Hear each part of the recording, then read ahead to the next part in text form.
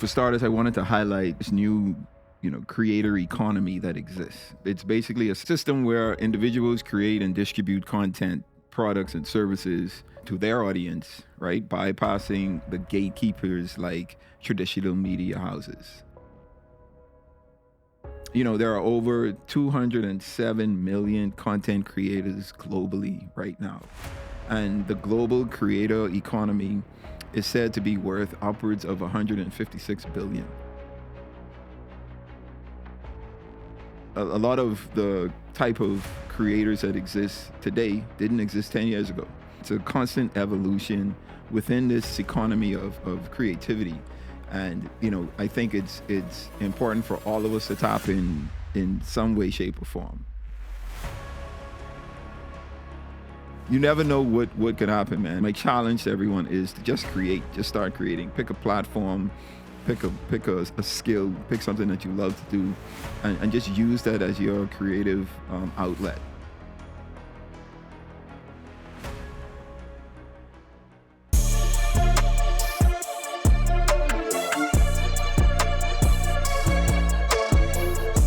All right, what's up, everyone? Welcome to the new episode of the Miles Hype Podcast. This is Miles Jr. I'm your host, and as always, the vision and goal of this podcast is to entertain, educate, and elevate you miles high above your fears, your doubts, and any limitations that you may think exist. Always knowing that those limitations only exist in your mind. All right. So what I wanted to discuss today, I in one of my previous pods, I talked about creativity and how to spark our inner creativity, right? Because I feel like all of us as individuals, like all of us are creatives. All of us were created to create. And in that sense, I wanted to discuss how we can create or the things that we can create and the opportunities out there for each of us to take advantage of our individual creativity, right? So for starters, I wanted to highlight this new creator economy that exists, and it's basically a system where individuals create and distribute content, products and services to their audience, right? Bypassing the gatekeepers like traditional media houses. This is a new era of content creation, a new era of the ability for us as individuals to not have to go through the traditional sense of getting content or getting products or services from business to consumers, right? We're able now to bypass the middleman. And it kind of all started with the rise of blogs in the early 2000s. This was around the time when I was graduating high school. So I remember that time very vividly, right? There were these bloggers, which they were termed, and these were individuals who, they had different aspects of either products or services that they highlighted and that they spoke about and that they brought into their audience, right? And they were able to create a following for themselves of individuals who shared their interests. And people were able to share their thoughts and were able to monetize the sharing of those thoughts through the ads that were able to be purchased on their blogs, right? That slowly evolved into vlogging, which is persons who were, some were traditional bloggers that eventually went into doing the video aspect of blogging, which is called vlogging. And that brought in a new push in the creative economy because it created new avenues for individuals to express themselves, right? With YouTube, especially with YouTube coming on stream in 2005, right? Individuals were able to create and when YouTube first came on, there were only a handful of vloggers that took advantage of the platform, right? Because YouTube was essentially a place where you went to just watch videos, right? Music videos, movie trailers, stuff like that. And it slowly gravitated towards vloggers or bloggers turning into videography in the way that they were able to deliver their content. and with that, with YouTube coming on stream and vlogging taking off, that birthed the era of the influencer. Influencers are individuals that are able and are still able, were able and are still able to monetize their following with brand partnerships and sponsorships. So, you had these individuals that, may have started out as bloggers, may have started out as vloggers, and they grew this following, right, to hundreds of individuals, some with thousands of individuals, some with hundreds of thousands of followers, and even some with millions of followers. And they were able to leverage their following and leverage the subscriber base that they had into partnerships and sponsorships from your large companies that wanted to buy time slots. So essentially, your vloggers became your media houses, right? And your advertising houses, where these companies would pay these individuals a certain amount of money to promote their products or services to their audience in hopes of, converting some of those individuals as customers.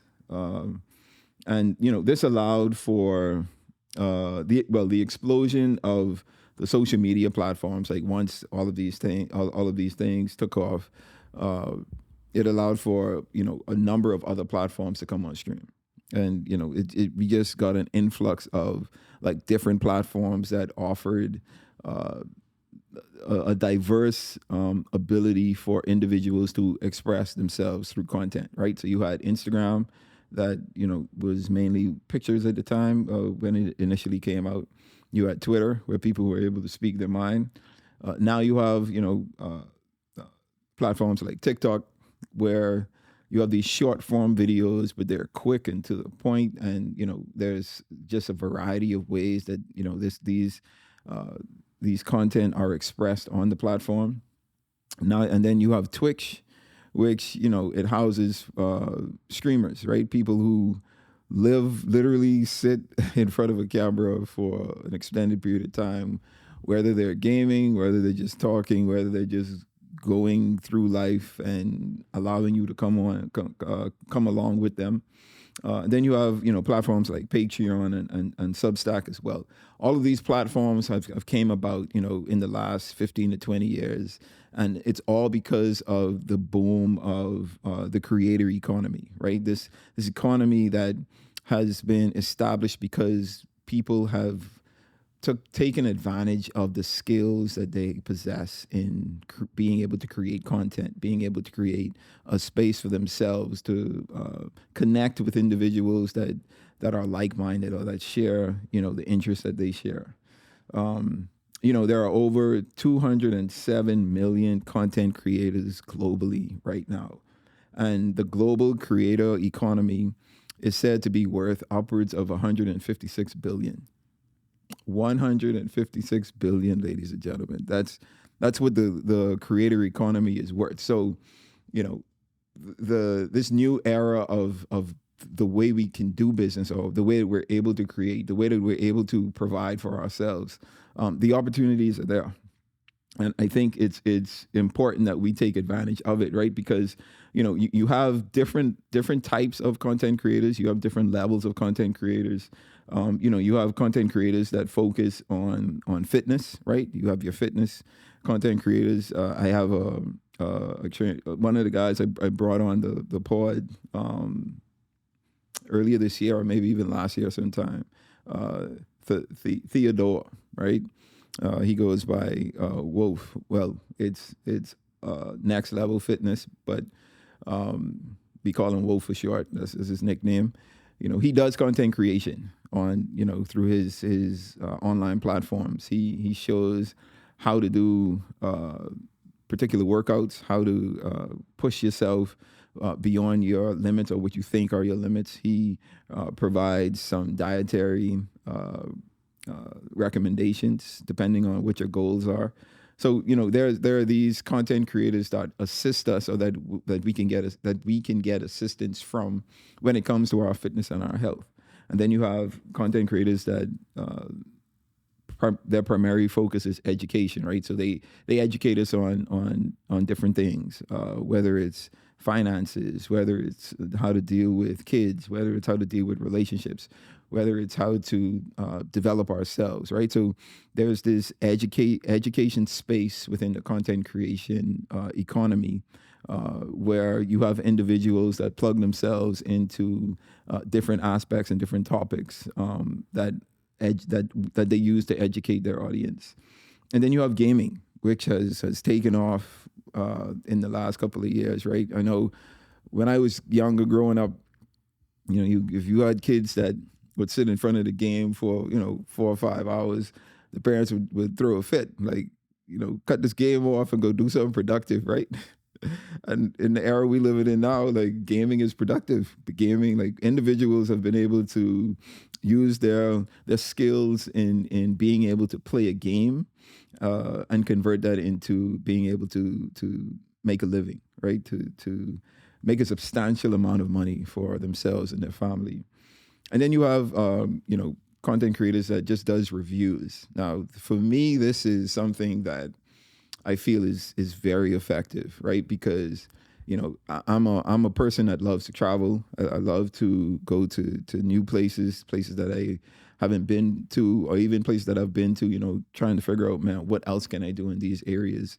And you have content creators who go to these places and they do reviews of hotels, they do reviews of experiences, they do reviews of restaurants, they do reviews of airlines and flights and like all of these things. And you're able to get a sense of like what you don't like, what place can work for you, what places you may want to stay away from, solely based off the reviews that these content creators are able to do.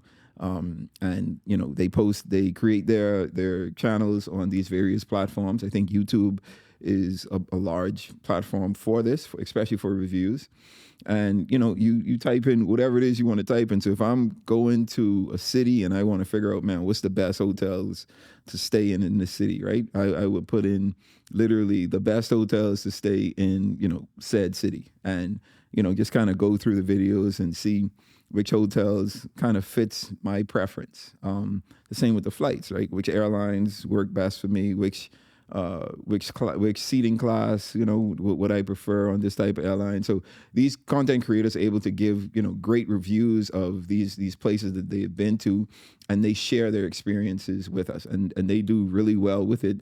A lot of them are able to get free trips, free hotel stays, free meals because of the audience that they are able to interact with, and the response of the audience for the most part, where it's able to boost the revenue that these different companies and these different places are able to earn.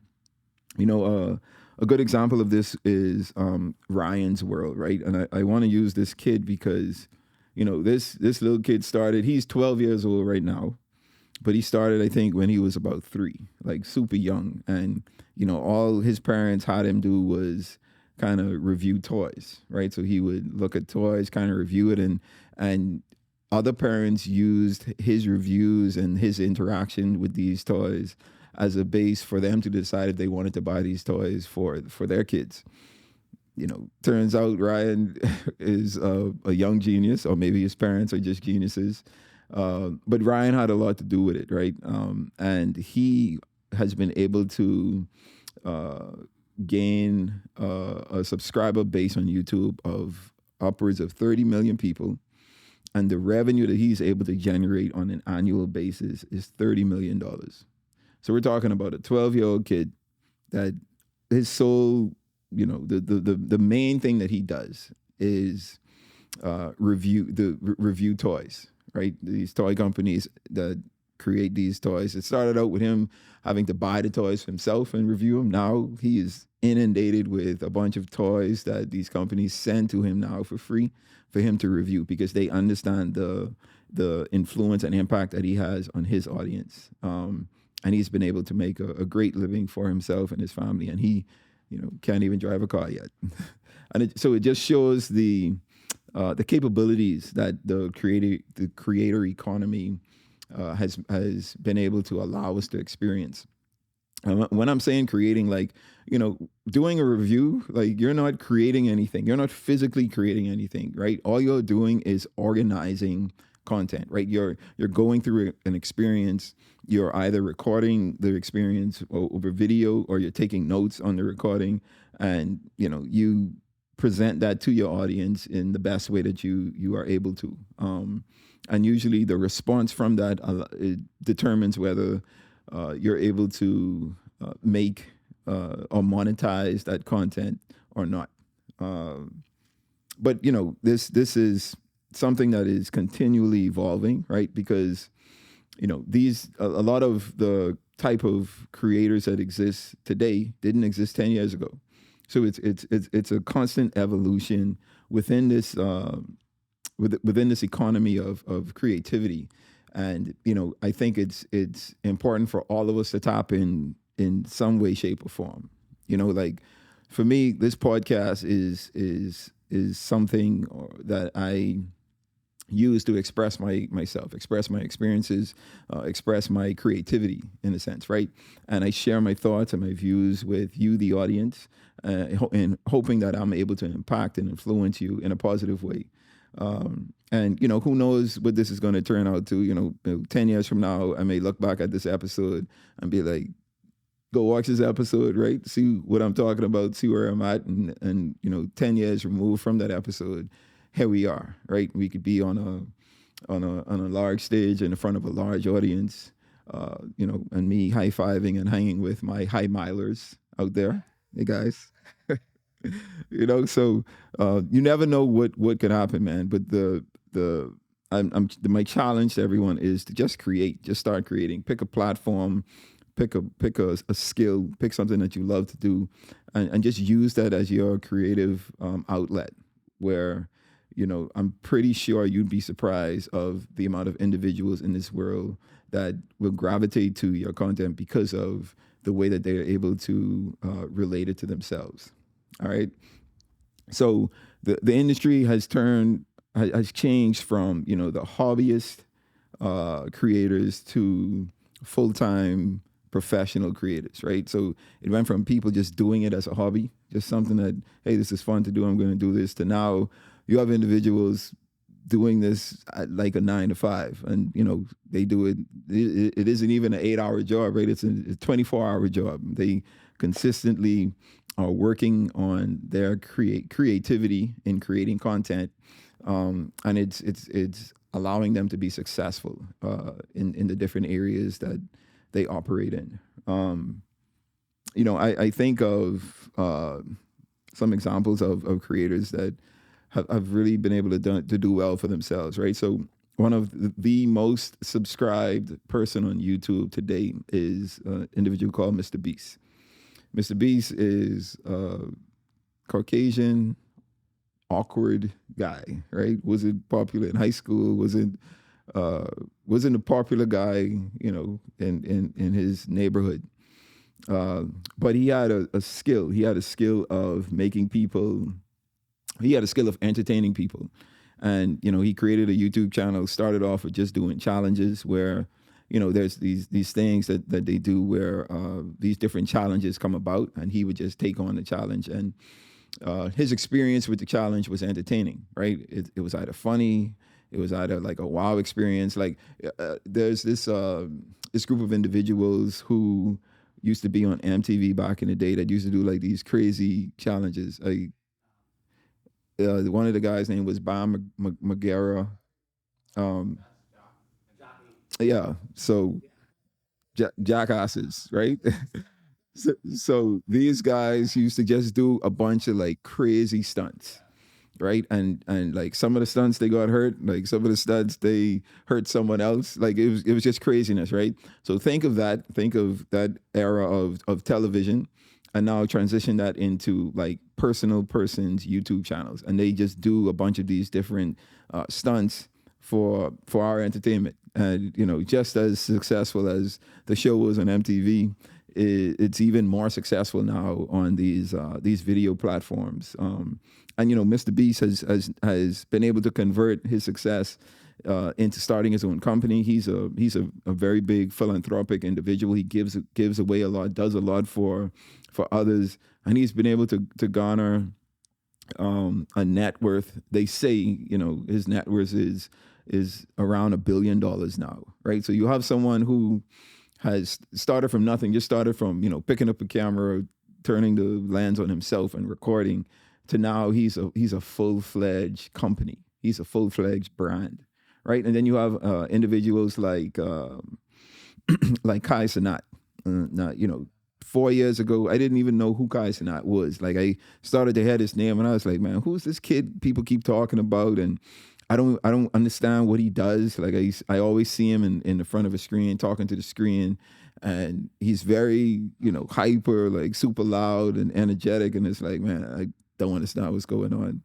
And a couple of years later, as he evolved in his streaming, because he is a streamer, right? And he is the most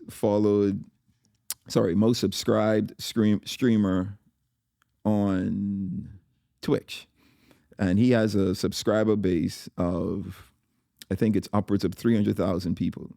So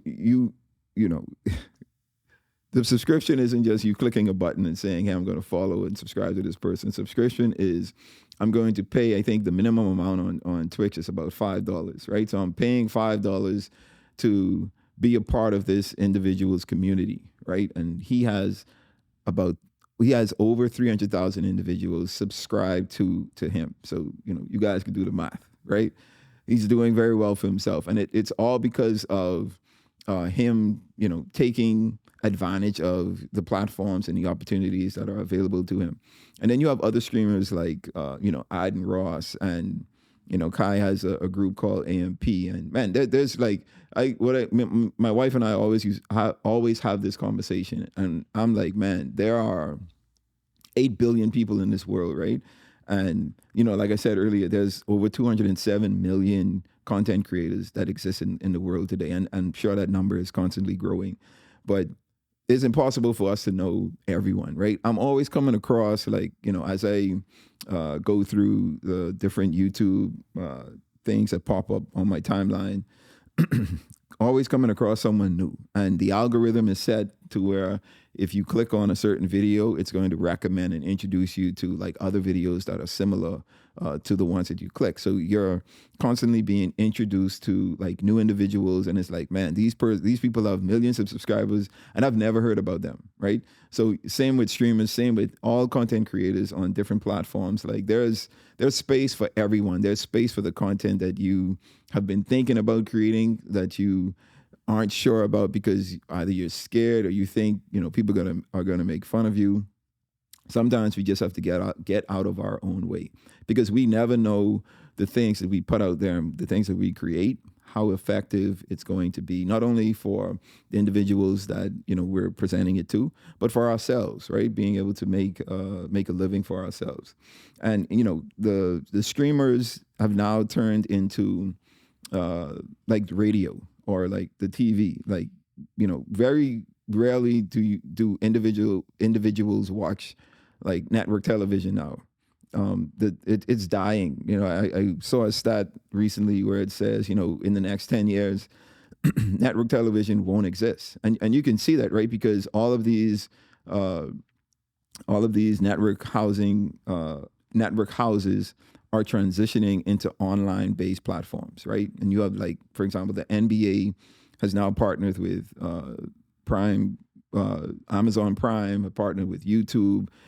They Peacock. These network houses have created their own platforms, right? Their streaming platforms, because they see the shift in the economy as well, and see the shift in the audience, and are seeing the numbers where, man, we aren't getting as much views as we used to get on regular network television. So, as these times are changing, it's important for us to be aware of what's happening and try to tap into some of those changes.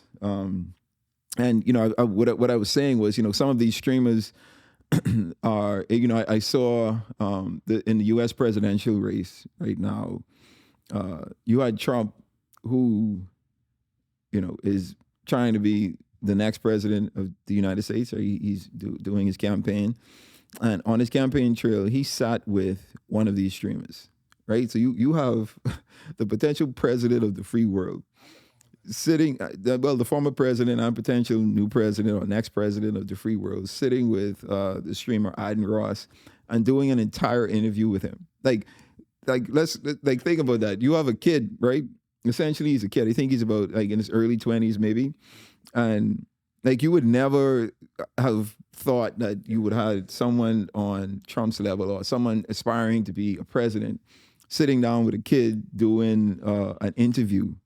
And it all shows the impact that these kids have with the platforms that they're on. And if you don't recognize this, then you're going to be left behind. And I think, on one hand, you see the evolution of these kids and the platforms that they're on, but on the other hand, you see these adults recognizing and understanding, man, like this is an effective person. Like I can tap into maybe a new audience if I go to go to this kid's platform.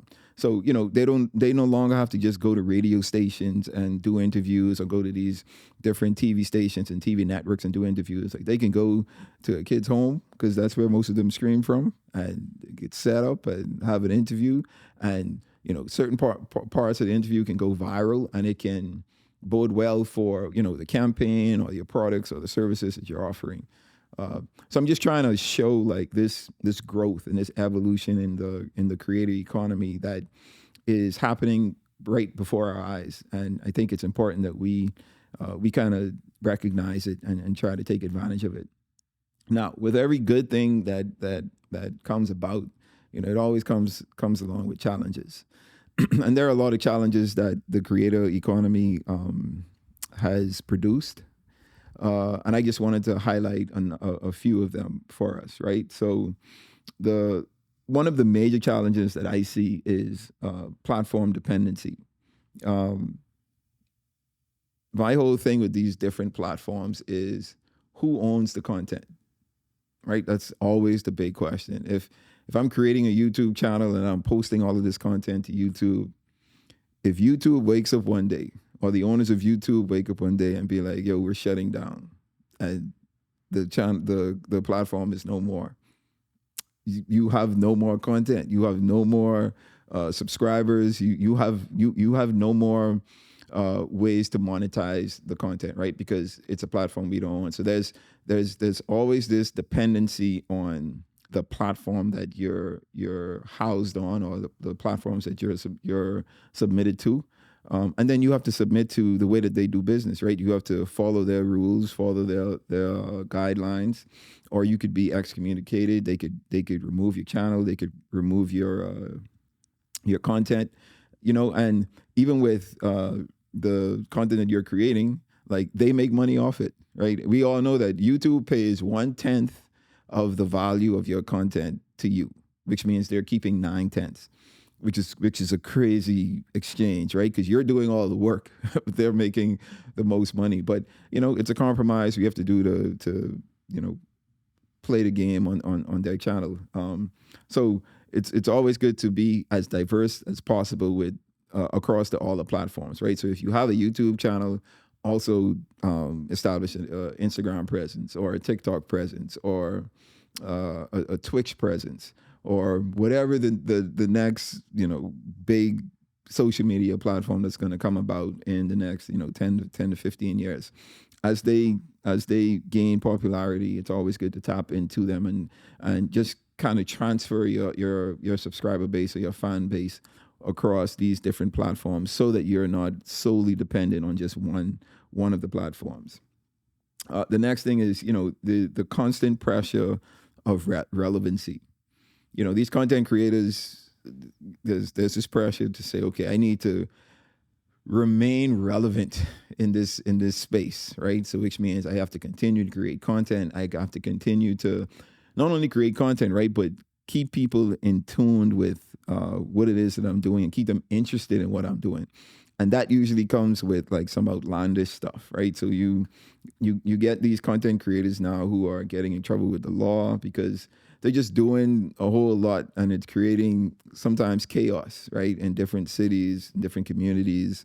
Um, and even that in and of itself is good for content, right? Because people like to see, man, let's look at the trouble these kids are getting into, or these creators are getting into. It's entertaining, right? But it could be stressful on these individuals, right? So you have content creators who have mental breakdowns, right? They have mental issues, and they start to have health issues in as a result. And then a lot of them start to get burned out because they're just exerting so much energy to try and remain relevant and stay up to date with content and tapping into continuing to tap into their subscriber base.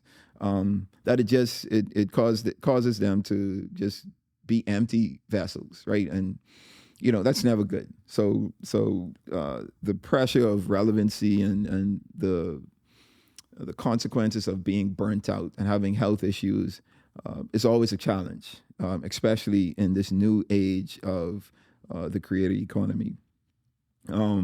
So, you know, it's always good for us to not only recognize the advantages of these different platforms, to be aware of the disadvantages or the challenges, like I said.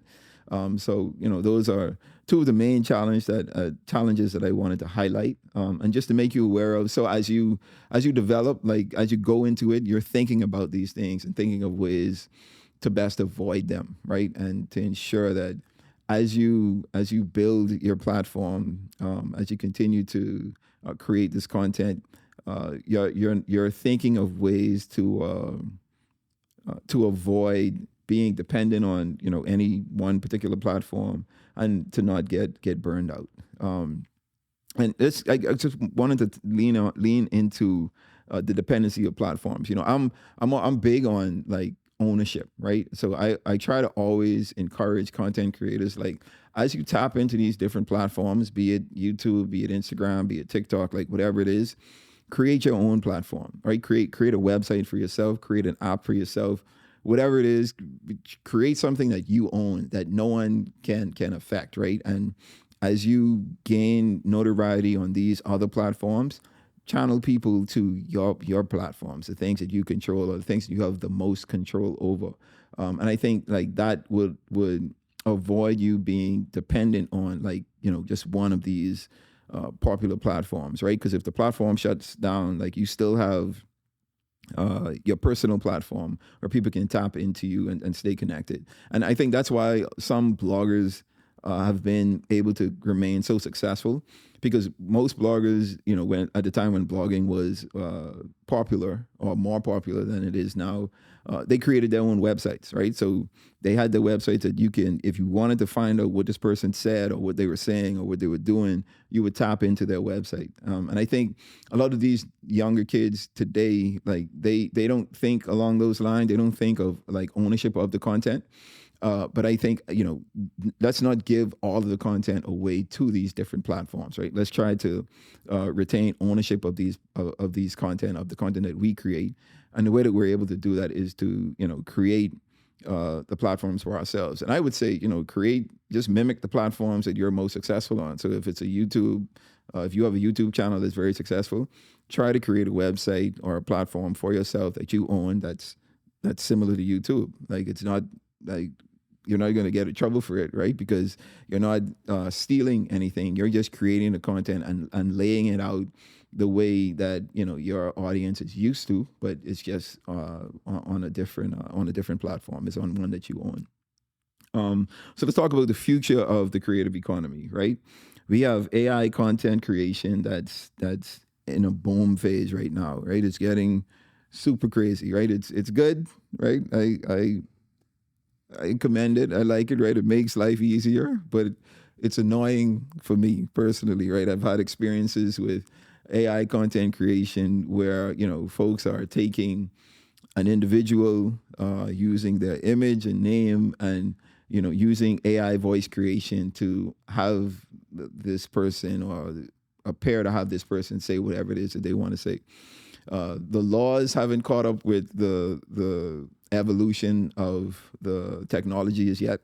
So there's very little that we can do. I'm speaking specifically to like my dad, for example, right? A lot of And for everyone who is like continue to send us videos and notes and saying, "Hey, we found this YouTube page of your dad, but this doesn't sound like him. Like this doesn't sound like his voice. Are you aware of this?" Yes. Okay, we are aware of it. We are working to try and police it a lot better. But these different platforms that these channels are popping up on, uh, the platforms themselves haven't caught up with everything. So it's been a bit difficult for us to police it, because we're getting a lot of pushback, just because these platforms want to continue to house a creative space for creatives, right? Which I understand, right? You don't want to limit your creators in the way that they create, but when it comes to like stealing intellectual property, or stealing a brand, right, or someone's name or image, we have to draw the line somewhere. So we're working on it, right? And the good that comes with AI content creation, there's a lot of challenges that comes along with it as well. But it's the future. It's the future of the creative economy and the creator economy. And as I think as we evolve, the policing and the regulations are going to get better. But I think the content creation is going to get better as well, right? I think we're not going to be able to tell the difference from what was created with AI and what is created by an actual human being. Another thing is the community that's able to be built and direct engagement. And I think this is going to be one of the major assets that creators have when it comes to building their brand, right? Because again, you're able to establish your presence and your brand on these platforms, and you're able to have a direct connection with your audience. And with that, you can do like as much as you want. Like I'll give you an example. So I mentioned Kai Sanat and all of these streamers. Like Kai isn't the only person that has done this, but they would, they have these followings or whatever. Another content creator is Speed. I was supposed to mention Speed. So I don't even know Speed's real name. I just know that they call this guy Speed, and Speed is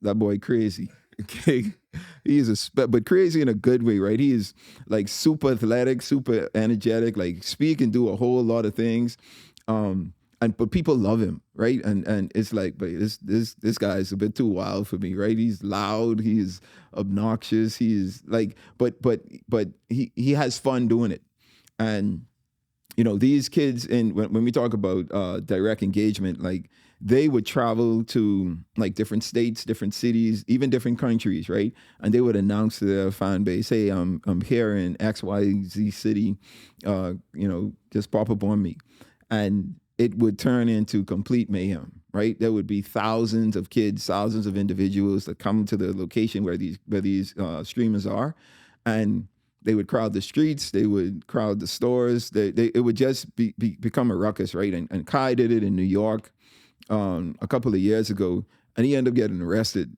because I forget what the charge was, but it was yeah, exciting a riot, or yeah, it was something along those lines, and he like got arrested for it. And if you guys get an opportunity, go to YouTube and just type in Kai Sanat New York riot, right? And I'm sure the video is going to come up, and you're just going to see like the effectiveness that these streamers have with their audience, and saying that, hey, I'm going to pop up here, you guys turn up here, and the kids that turn out for it, it just shows the impact and influence that these streamers have. And I feel like that's going to evolve into something greater, right? Where these influencers and these creators are able to say, hey, I'm having this event, I'm doing this pop up.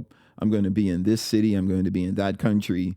I want you guys to turn out, and they're going to do numbers that we've never seen before, and it's all because they're taking advantage of the creative economy that they operate in. And then it's the creator. The creators are going to be able to create their own brands. I think that's the next step. So you're going to have these creators who are able now to create their following, and they're now going to be able to produce products like merchandise, whether it's, whatever it is that they do, they're going to be able to create merch. They're going to be able to develop their own subscriber base. They're going to be able to develop their service lines, right? Offer a service, and then they're going to be able to start their own businesses, right? For startups, or partner with large companies to do startups. Like Kai Cenat was able to get a shoe deal from Nike. Aden Ross has done a deal with a number of Fortune 500 companies where he's been able to get endorsements and sponsorships, where he's making like a good amount of money, and it just shows the impact that these kids are able to have. These influencers, and I'm stop calling them kids. The impact that these influencers are able to have on these different platforms, all because they're swallowing their pride, and they're taking advantage of the opportunities that are in the front of them. And I think as the as the technology evolves and as the economy evolves, they're going to be able to do a whole lot more. Like I truly think we're going to be able to see our first creative that turns. But I guess Mr. Beast has already done it, because if he is valued at $1 billion, right? But you're going to see more individuals be able to do that solely off of just creating content and being able to create a subscriber base. I personally think that the next phase, or the next best thing that's going to come in the creator economy is subscribers. Like if you can think of a way to develop a platform that you can get paid subscribers to, like you wouldn't need like millions of followers. Like you wouldn't need even hundreds of thousands of followers. Like you could get a couple thousand followers to follow you and decide to pay or subscribe to your platform. Like you're going to be able to make a great living. And like I said, like there's so much, there's a large audience out there, right? And there's a lot of people that feel the same way we feel, think the same way we think, and that we can relate to, and that can relate to us, right? And I think as we continue to produce content, you'll be surprised how much people appreciate what you do and want to tap in with you. And that tapping could be just by, liking, comment, and some would even, pay to subscribe to be a part of the community that you're building. So I think, community building and subscriber-based platforms where we're able to produce subscriptions for ourselves, I think that's going to be the next big boom. And I think everyone, all of us as creatives, if we can think of a way that we can tap into that somehow, whatever it is that you do, like think of how can I tap into this subscriber base boom that's going to come. I think all of us are going to prove to be successful in that aspect. All right. So you're a creative, or you want to be a creative, and you don't know where to start or what to do. So I want to leave with you some practical tips on how you can expand your creativity and tap into this creator economy that we've been talking about today. The first one is to find your niche. You're not going to be able to affect or appease the entire market, right? So find your tribe, find your niche market. What it is that I like doing. Do I like to do reviews? Do I like to just educate people on specific things or different things? Do I like to express my way of my love of cooking, and trying these different recipes and putting these recipes out there? There's just a plethora of things that you can do to find a niche market for you, where people are going to subscribe or even just pay attention to you, right? Watch your videos and comment and interact with you on these different platforms. So find your niche. The next is to build your brand, right? And when I say brand, I'm talking about like create a logo, create a brand identity for yourself on the platform. So like when people see your logo, or they see the color scheme of your brand, they see anything that is associated with your brand, they're able to identify it with you. So creating a brand is important. I think branding is something that if you don't know or have no idea how to brand, get educated on it. Right? Take a course, read a book. There's so much content out there that we are able to use to teach ourselves on how to create a brand, how to effectively create a brand. but build your brand in the process as you continue to develop and create content.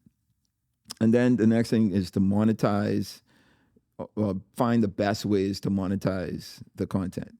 And again, that can come through ads, that could come through sponsorships, that can come through partnerships, and then that could come through developing a subscriber base. Now, the monetization isn't going to happen immediately, right? It's gonna take some time. You're gonna have to build up your brand, build up your content, build up your tribe. But eventually, like it'll come about if you stay consistent. Consistency is key, right? You have to remain consistent with it.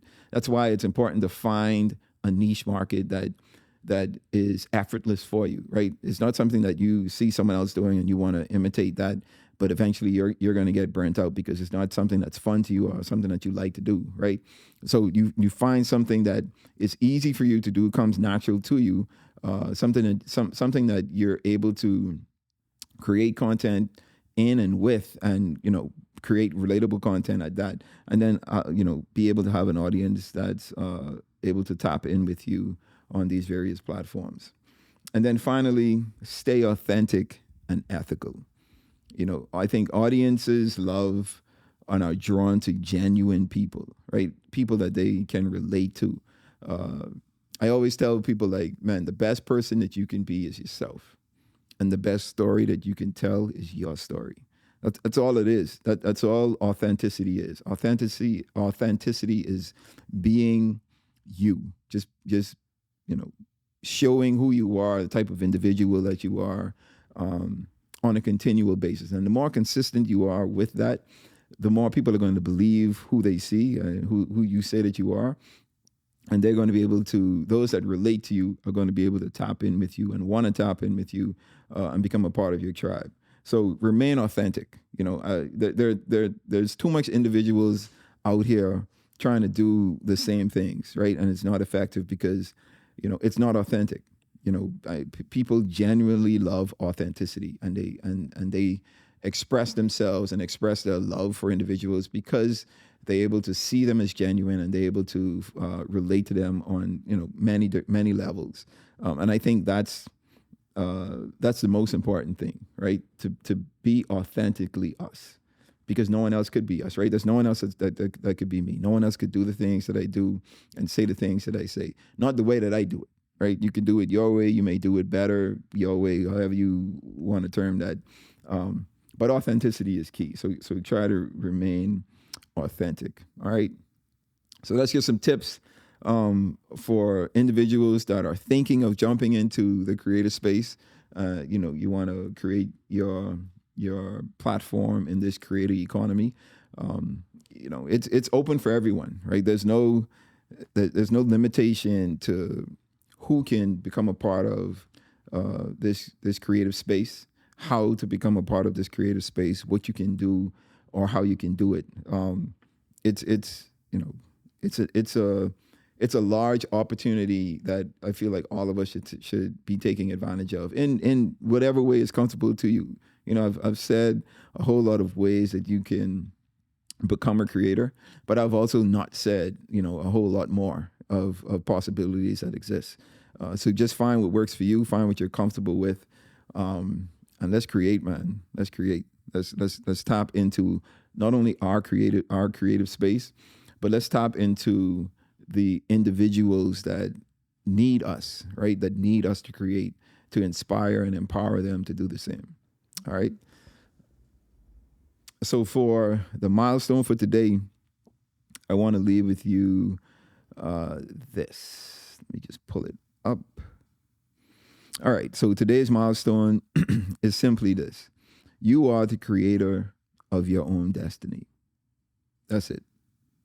Whatever you want to accomplish in life, whatever you want to achieve, whatever your goals are, it's up to you to create it.